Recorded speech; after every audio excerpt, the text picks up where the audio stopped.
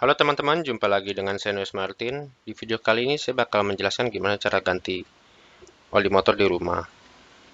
Khususnya motor Frigo ya. Sebenarnya sih semua motor sama. Saya pakai oli SPX 2 dari Honda untuk Frigo dengan kekentalan 1030. Ini rada kecil ya teman-teman, kelihatan nggak?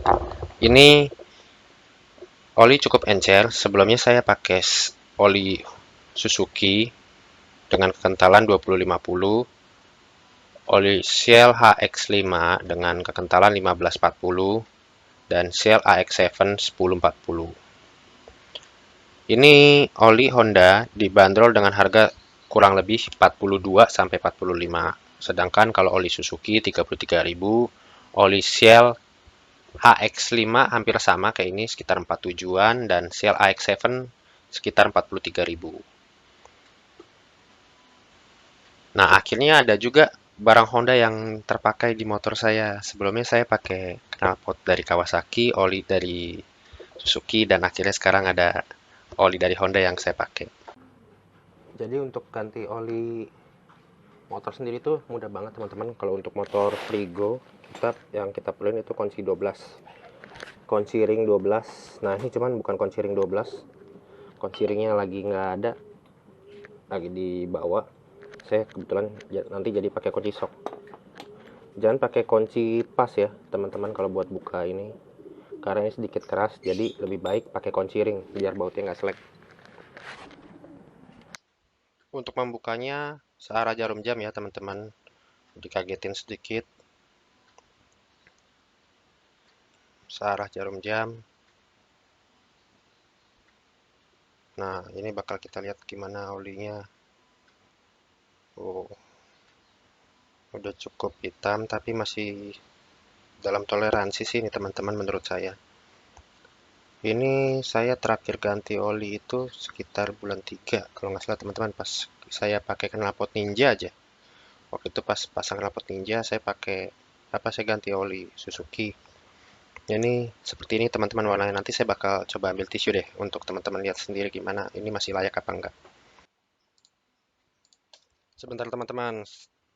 Ini tisunya udah saya ambil, tan saya kotor, saya lap dulu dengan tisu teman-teman. Jadi kita biar bisa tes olinya itu masih layak apa enggak. Kalau menurut pandangan saya masih cukup layak untuk digunakan.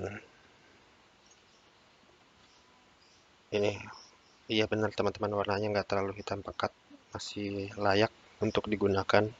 Karena juga pemakaian saya nggak terlalu jauh jalan dan jarang untuk harian sih teman-teman.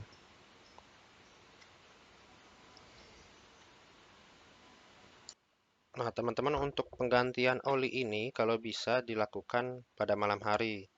Jadi oli yang dalam mesin itu benar-benar semua berada di bawah turun, dan saat malam kita bongkar oli itu, kita buang, kita tinggal aja teman-teman sampai pagi, baru kita tutup kembali oli pembuangannya, baru kita isi oli baru. Kondisi begitu lebih bagus juga teman-teman. Kalau teman-teman mau ganti oli saat pagi atau sore atau siang hari, ini kondisi motor kalau bisa jangan sehabis digunakan teman-teman. Tidak digunakan dalam waktu yang ya relatif lama ya. Entah dari semalam tidak dinyalain. Jadi ini keadaan oli di dalam mesin itu semua berada di bawah teman-teman. Fungsinya seperti itu kalau keadaan mesin kita tinggal. Jadi olinya itu benar-benar turun ke bawah teman-teman. Nah ini teman-teman juga tadi tutup olinya bisa bersihin. Ini ringnya bisa dilepas ya. Biasanya kan nggak bisa ya. Ya bisa sebenarnya, cuma rada dipaksa. Nah ini ringnya cukup tebal dan bisa dilepas. Jadi ya kalau ini selek gampang gantinya. Bautnya kita tetap ganjel ring lagi nanti gitu. Nah bisa pakai ring bawaan. Nah biasanya juga yang nempel itu bisa lebih bagus kalau ring ininya nanti yang nempel itu biasanya ring tipis tuh. Nah itu nanti dicongkel pelan-pelan sampai keluar. Ini kita masih nyambil nungguin olinya teman-teman, kita bersihin bautnya tadi kotor ini. Kita bersihin bautnya. Nanti kita bakal ganti oli. Nanti kita bakal tuang di sini, teman-teman. Ini bukanya cukup gampang ya, teman-teman. Tadi ingat ya, tinggal pakai kunci sok atau pakai kunci ring 12. Nanti teman-teman putar searah jarum jam. Jadi ke sini, ke arah sana. Bukanya gampang. Bisa digentak dulu. Itu biasanya dikagetin lebih bagus sih, teman-teman, kalau untuk buka dikagetin. Jadi bautnya juga nggak selek. Kalau kuncinya bagus lebih cakep lagi. Kalau kuncinya kurang bagus, biasanya kalau kagak dikagetin tuh baut atau kuncinya yang bakal kalah nanti, teman-teman. Sekarang kita bakal pasang, teman-teman. Kita bakal pasang bautnya. Kita tutup berlawanan jarum jam sekarang, teman-teman. Jadi puternya ke arah dalam sini. Tadi kan keluar ke sana. Ke dalam kita pasang lagi, teman-teman. Bautnya kita pasang lagi. Nah, ini kalau udah dipasang begini, setelah dipasang nanti kita kencengin lagi.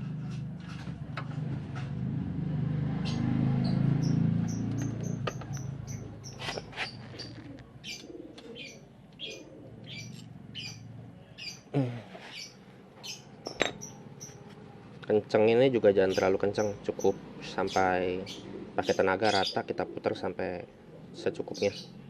Nah, nanti ini oli bekasnya kita bakal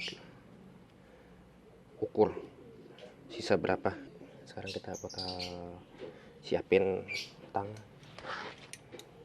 untuk buka ini, tutup olinya yang belah atas. Kita puternya ke sini, teman-teman. Ini berlawanan, kalau ini berlawanan jarum jam ini. Nah, setelah ini terlepas, yang kita perlu siapin itu corong untuk nuang olinya, teman-teman. Ya, teman-teman, sekarang kita siapin untuk ganti oli. Setelah tutup olinya kita buka. Sekarang kita buka olinya. Kita siapin corong, kita tuang, teman-teman, pelan-pelan sampai semua habis. Kalau 0,8 liter ini atau 800 ml ini udah enak, tinggal satu botol udah tinggal tuang aja semuanya. Nah, kebanyakan juga bengkel-bengkel setelah dituang itu nggak sampai habis, teman-teman, masih ada sisa sedikit. Biasanya nggak sampai terlalu sampai tetes-tetesan terakhir banget. Tetesan yang masih rada keluar banyak itu kadang mereka udah stop. Nanti saya bakal tunjukin deh, teman-teman, di video ini saya tunjukin. Jadi mereka itu saat kondisi oli udah saat mau habis itu, pas tinggal dikit itu emang dihabisin, habis itu mereka langsung balik lagi. Jadi banyak malam-malam mereka kalau di bengkel itu lagi ngebalik-balikin oli semua, itu lagi dikumpulin, teman-teman. Ini udah mau habis, nanti bakal saya tunjukin. Ini walaupun ini kelihatannya udah dihabis kita balik semua, itu sebenarnya belum tertuang semua, teman-teman. Masih ada yang nempel di dinding botol oli. Nah, ini jatuh netesnya itu masih cepat, teman-teman. Ini kebanyakan bengkel-bengkel ini tuh udah di stop ini. Nanti kita stop sampai benar-benar netesnya itu udah benar-benar tinggal rada sedikit lambat ya. Kalau ini masih cepat banget itu, teman-teman. Teman-teman bisa lihat sendiri tuh tetesannya itu lumayan, teman-teman. Masih ada sekitar berapa mili lagi itu. Jadi takaran oli teman-teman itu kan 800 mili. Kalau seandainya kondisi olinya itu udah dibalik itu ya nggak sampai 800 mili, apalagi oli motor ini hampir banget kan untuk masalah oli. Yang ada bisa kurang, atau teman-teman misalnya mau tambahin oli juga nggak apa-apa sih. Jadi sekitar 850 mili, teman-teman. Jadi kelebihan banget nggak bagus, kekurangan banget nggak bagus. Kalau kurang sedikit atau lebih sedikit itu masih nggak terlalu pengaruh, nggak apa-apa. Ternyata, teman-teman, ini ganti olinya udah beres, kita tinggal pasang, kencenginnya ke arah kanan, teman-teman. Jangan terlalu kencang karena di dalamnya itu ada seal atau karet agar nggak muncrat olinya, teman-teman. Kalau sealnya rusak, nah itu nanti nyebabin bisa bocor, teman-teman.